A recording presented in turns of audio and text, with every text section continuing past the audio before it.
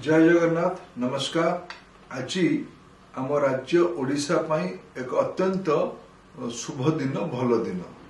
एबे एबे संध्या बेले केंद्रीय कैबिनेट रो बैठक अनुष्ठित होईची। तार उपरांते देशर रेल विभाग मंत्री तथा सूचना प्रसारण विभाग मंत्री देश सामने आज कैबिनेट रो किछि निष्पत्ति को सामना को आनी। मुझे ओडिशा गौरवर दिन कहूँ आज ओडिशार बहु आकांक्षित 6टी रेलवाई प्रकल्प को कैबिनेट मंजूरी देछि।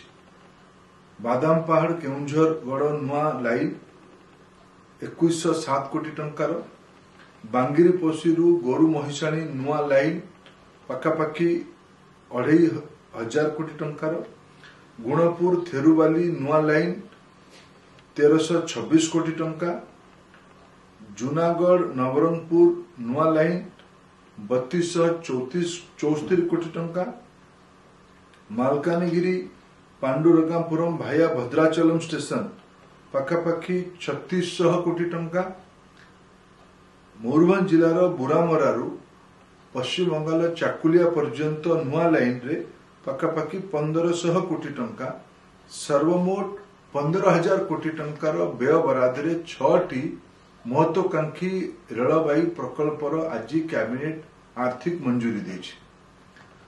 आज आउ गोटे कथा है आज बजेट सत्र शेष दिन।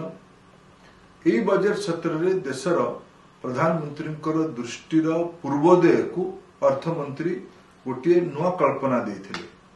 बिहार, झारखंड, ओडिशा, पश्चिम बंगाल, छत्तीसगढ़, आंध्र प्रदेश ये अंचल को लेकिन पूर्वोदय कल्पना कथा प्रधानमंत्री किछि वर्ष है कही विकसित भारत पाई ये अंचल विकास आवश्यकता ताकू सामना रखिक पखापाखि 17,500 कोटी टंकार विभिन्न प्रकल्प ता भीतर ओडिशा रे 15,000 कोटी टंकार प्रकल्प आज सैंक्शन होईछि।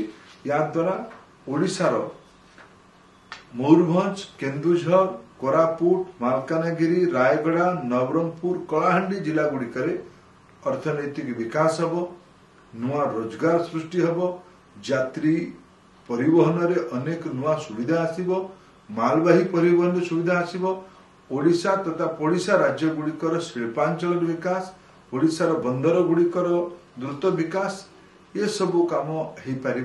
गोटे 21 शताब्दी 21st सेंचुरी इंफ्रास्ट्रक्चर ये बजेट माध्यम रे पूर्वोदय योजना जोटा को प्रधानमंत्री कही सेटा आज साकार बजेट एबे हेइथिला।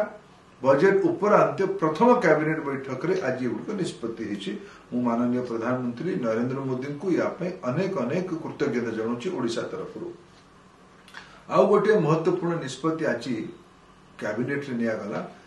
प्रधानमंत्री आवास योजना शहरी और ग्रामीण ये मिशे कि 3 कोटी नुआ गरीबों घर रो अनुमोदन आज करागला। पखापाखि 5,36,000 कोटी टंका व्यय देश रे 3 कोटी नुआ प्रधानमंत्री आवास योजना रे सहरांचल और ग्रामांचल घर हम। ये भी पूर्वोदय गोटे बहुत बड़ पदक्षेप, गोटे बहुत बड़ निर्णय। या द्वारा ये अंचल गरीब लोक मानकर सबुठ अधिक लाभ हम। ये 3 कोटी घर जदि अधिका घर किए पाइब को राज्य गुड़िक पाइबे आम राज्य ओडिशा ता भीतर गोटे अग्रणी राज्य हम। या देशर प्रधानमंत्री श्री नरेंद्र मोदी को कृतज्ञता जनाऊँगी। देशर अर्थमंत्री श्रीमती निर्मला सीतारमण को धन्यवाद दूची तथा ये ओडिशार महत्वाकांक्षी रेलवाई प्रकल्प गुड़िक सफल क्रियान्वयन करने निष्पत्ति नहीं रेल मंत्री श्री अश्विनी वैष्णव को भी ओडिशा तरफ धन्यवाद दूची।